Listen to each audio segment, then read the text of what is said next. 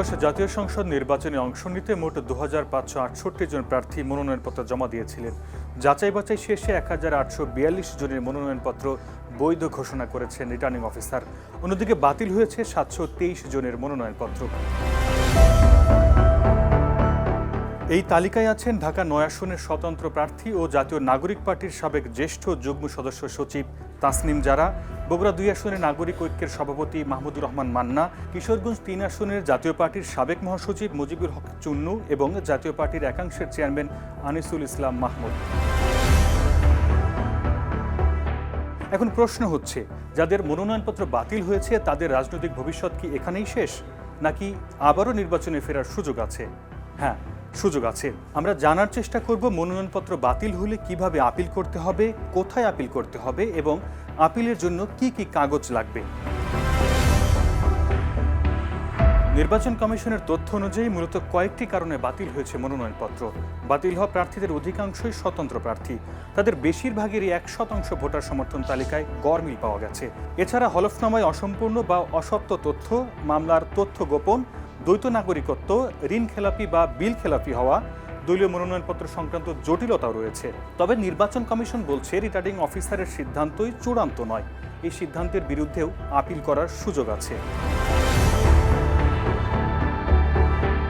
যেসব প্রার্থীর মনোনয়নপত্র বাতিল করা হয়েছে তারা সবাই নির্বাচন কমিশনে আপিল করতে পারবেন।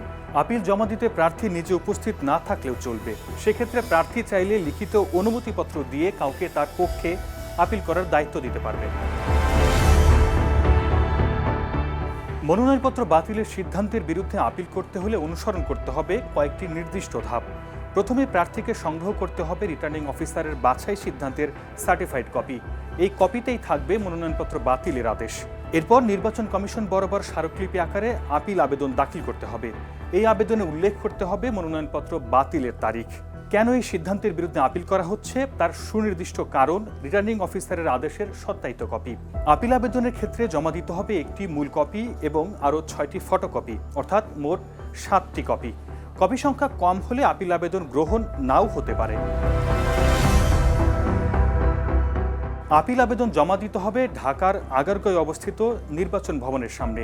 এখানে জেলা ভিত্তিক নির্বাচনী অঞ্চলের জন্য 10টি আলাদা বুথ স্থাপন করা হয়েছে।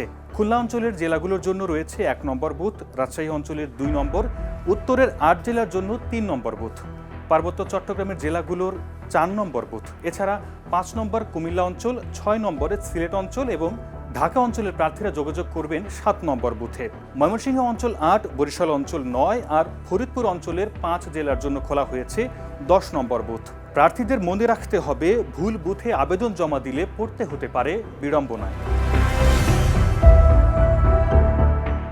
আপিল করার জন্য সময় খুবই সীমিত। আপিল করা যাবে 5 জানুয়ারি থেকে 9 জানুয়ারি পর্যন্ত। প্রতিদিন সকাল 9টা থেকে বিকেল 5টার মধ্যে জমা দিতে হবে আপিল আবেদন। শুনানি শুরু হবে 10 জানুয়ারি থেকে 18 জানুয়ারি পর্যন্ত। প্রধান নির্বাচন কমিশনারের সভাপতিত্বে 4 জন নির্বাচন কমিশনার এই আপিল শুনানি করবেন। শুনানি শেষে নির্বাচন কমিশন জানাবেন চূড়ান্ত সিদ্ধান্ত। আপিলের রায়ের কপি প্রার্থী নিজে বা তার মনোনীত প্রতিনিধি বুথ থেকে সংগ্রহ করতে পারবেন। তবে এর জন্য আপিল দায়েরের সময়ই রায়ের কপি পাওয়ার জন্য আবেদন জমা দিতে হবে। প্রার্থিতা ফিরে পেতে এই আইনি লড়াই অত্যন্ত গুরুত্বপূর্ণ। শুধু প্রার্থীরাই নন, কোনো প্রার্থীর বৈধতার বিরুদ্ধে যদি ব্যাংক বা কোনো প্রতিষ্ঠানের আপত্তি থাকে তারাও কিন্তু একই পদ্ধতিতে আপিল করতে পারবেন। নির্বাচন কমিশনের আপিল শুনানির রায়ে যদি কোনো প্রার্থী সন্তুষ্ট না হন তবে তিনি সংবিধানের 102 অনুচ্ছেদ অনুযায়ী হাইকোর্টে রিট পিটিশন দায়ের করতে পারবেন।